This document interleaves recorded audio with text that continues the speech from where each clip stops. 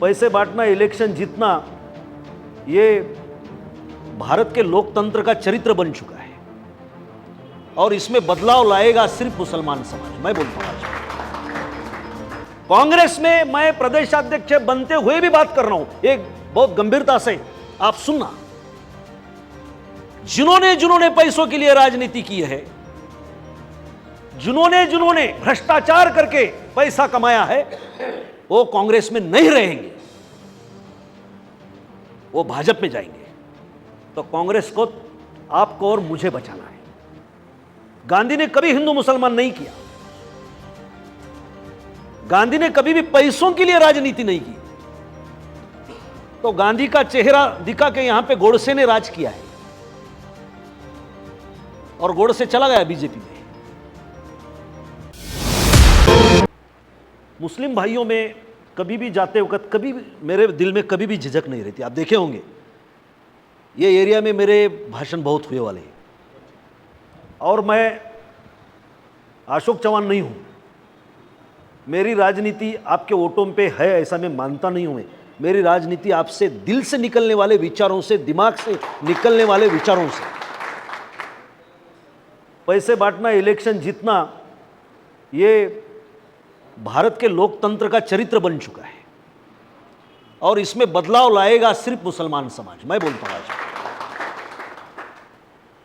क्योंकि लोकतंत्र को गहराई से समझने वाली जो सोच है, जितनी मैं मुसलमानों में देखता हूं इतनी हिंदुओं में नहीं देखता हूं। आपके साथ यहां पे खड़ा है बोल के इसलिए नहीं बोल रहा, मेरा स्वभाव है, क्योंकि हमारे तुकाराम महाराज ने हमको पढ़ाए वाला है, सत्या असत्याशी मन केले ग्वाही, मानिले नहीं बहुमता। सत्य और असत्य में अगर फर्क मुझे दिखता है तो असत्य के बाजू में लक्षावधि लोग अगर खड़े रहते तो भी मैं डरूंगा नहीं, मैं सत्य बोलूंगा। और यही हमारे कुरान शरीफ भी कहते हैं कि सत्य बोलते वक्त दिल में कुछ भी खलीश नहीं रहनी चाहिए। तो इसलिए सत्य बोलो, देश आगे जाएगा।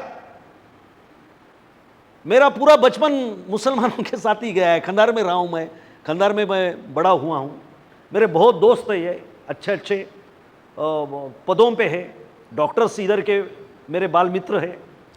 तो कभी भी मैं घर तक गया हूं, उनके मातोश्री मेरी मातोश्री जैसी है, ऐसे मेरे रिश्ते रहे हैं। कार्यक्रम रखे थे, वहां पे एक बोला था कि भाजपा को, आरएसएस को अगर हराना है तो हिंदू मुसलमानों का डायलॉग बनना चाहिए। और ये सीरियस कोई भी नहीं लेता।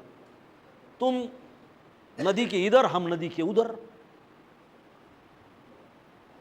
हमारे लोग बोलते कि भाई हिंदू खतरे में है, आपके लोग बोलते मुसलमान खतरे में है।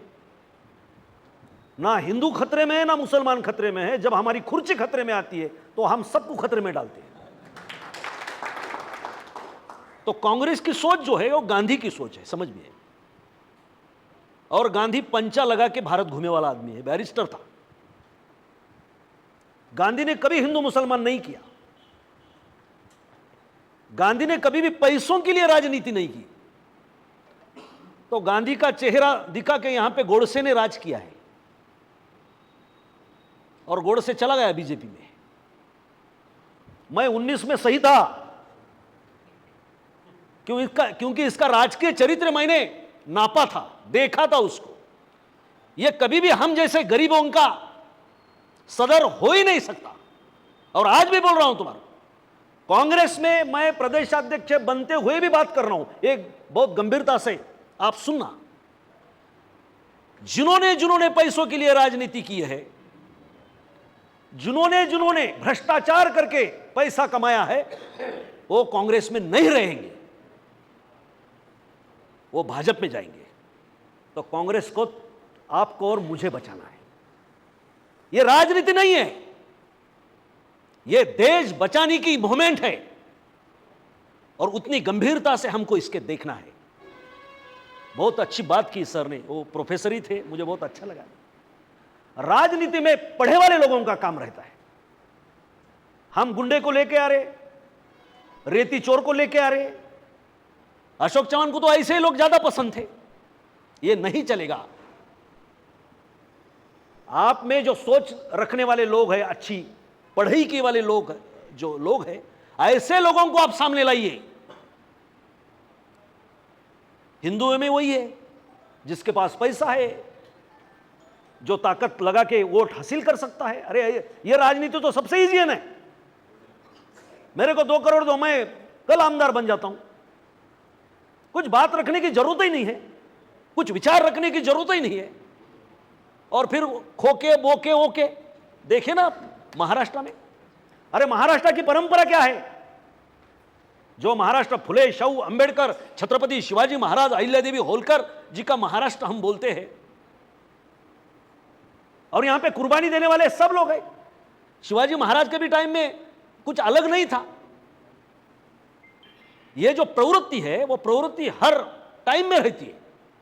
जब भी जहागीरदार थे, वतनदार थे, वो स्वराज्य के खिलाफ थे। आप इतिहास निकाल के देखिए, कभी भी वो स्वराज्य से गद्दारी करने वाले ही लोग थे। मुसलमानों ने साथ दिया है, 18 पगड़ जातियों ने साथ दिया है जब स्वराज्य खड़ा हुआ है।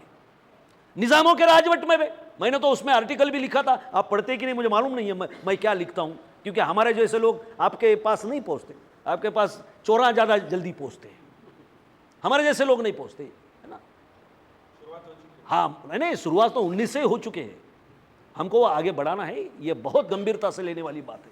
निजामों के जमाने में भी बोलते, निजाम कैसा था कि भाई मुसलमानों के खिलाफ, अपने हिंदुओं के खिलाफ, वो मुसलमानों का ये करना चाहता था। आपको मैं बताना चाहता हूं गंभीरता से, निजामों की अशोकशाही राजवट कायम रहे, इसलिए हिंदू जो जमींदार थे वो पंडित नेहरू को अर्जी करते थे। कितने मुसलमानों को मालूम है कि शहादत देने वाला शोएब उल्लाह खान कितने मुसलमानों को मालूम है? क्योंकि हम हमारा इतिहास भूल चुके हैं। इस भूमि के लिए, इस वतन के लिए हमारे पुरखों ने जो शहादत दी है, वो जाने तो दूसरे को मालूम नहीं, अरे हमारे को तो मालूम रहनी चाहिए। हम भूले हैं, और इसलिए सिर्फ दंगा खड़ा करना, अरे अरे ये खतरे में वो खतरे में, और वोट हासिल कर लेना, सत्ता पे जाके बैठना। ज्यादा लंबी बात नहीं करूंगा। भाजपा को गिराना है तो क्या करना है, मेरे कंधे पे बहुत बड़ी जिम्मेदारी है, मैं मानता हूं। क्योंकि भाजपा का बेस वोटर कौन है?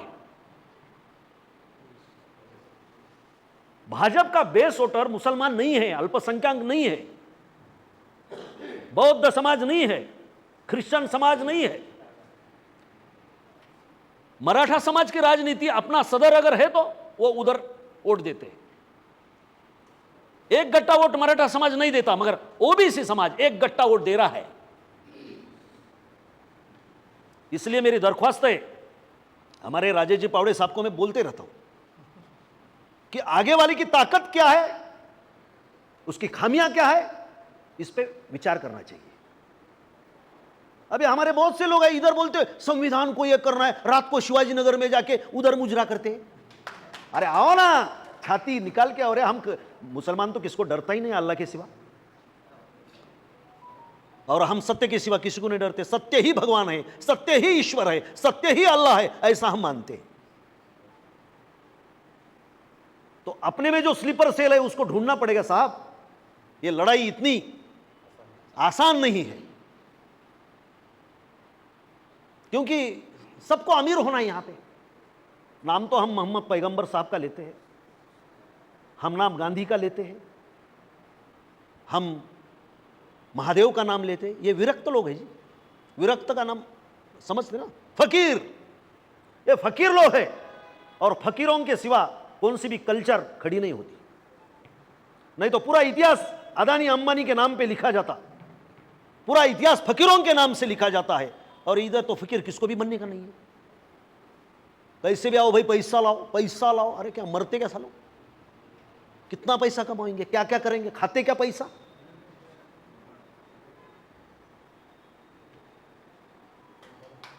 और आपका सदर यदि पैसे की भूख रखने वाला है, वो आपका कभी सदर नहीं हो सकता। ये बोलने के लिए मैं आपको कहता हूं, ये गरीबों की लड़ाई है। देश बचाने की जब जब जरूरत पड़ी है, तब तब ये लड़ाई गरीबों की हुई है। तो इसलिए मैं ज्यादा लंबी बात नहीं करूंगा। श्रीकांत साहब, प्रमोद महाजन नाम आपने सुना होगा। प्रमोद महाजन, अटल बिहारी वाजपेयी, अडवाणी सब बैठे और बोले कि कांग्रेस को हराना है तो क्या करना है। जैसे कि हम कभी बैठते ही नहीं।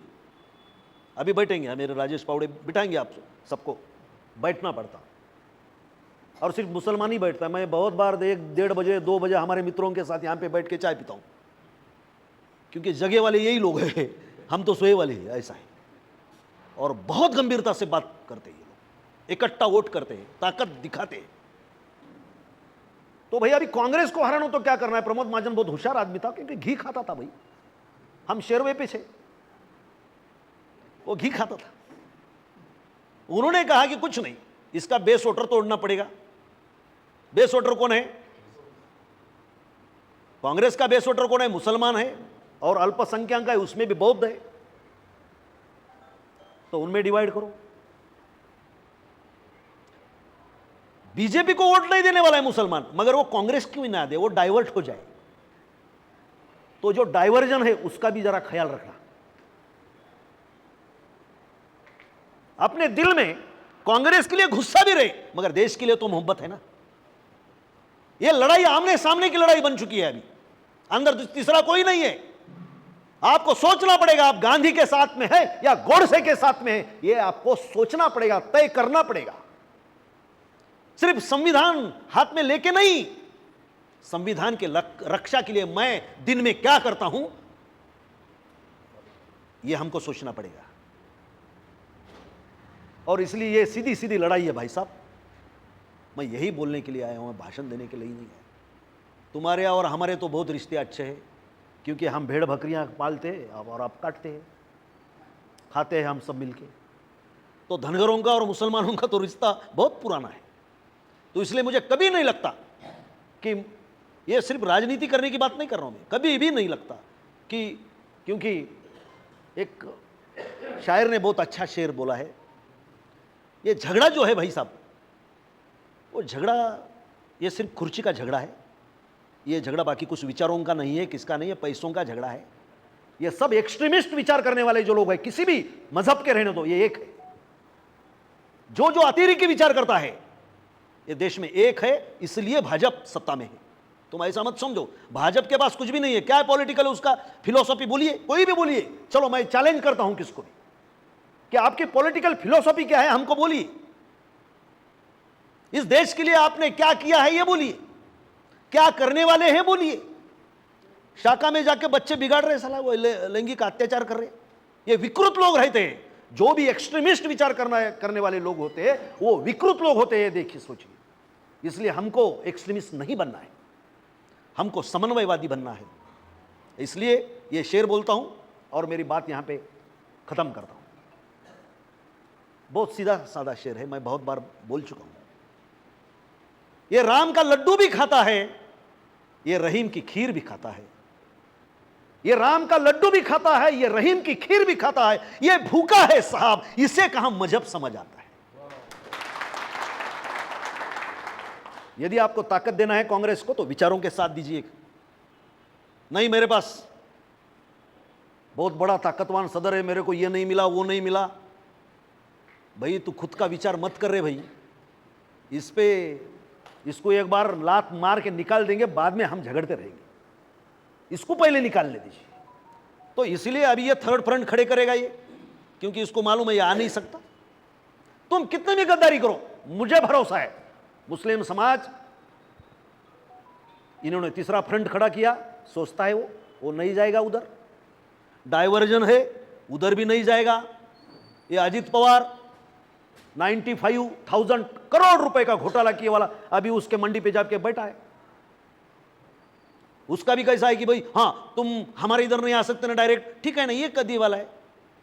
फुले शाहू आंबेडकर, वो भी बोलते रहता फुले शाहू आंबेडकर, अजित पवार। बहुत नजदीक से देखा है मैं अजित पवार को।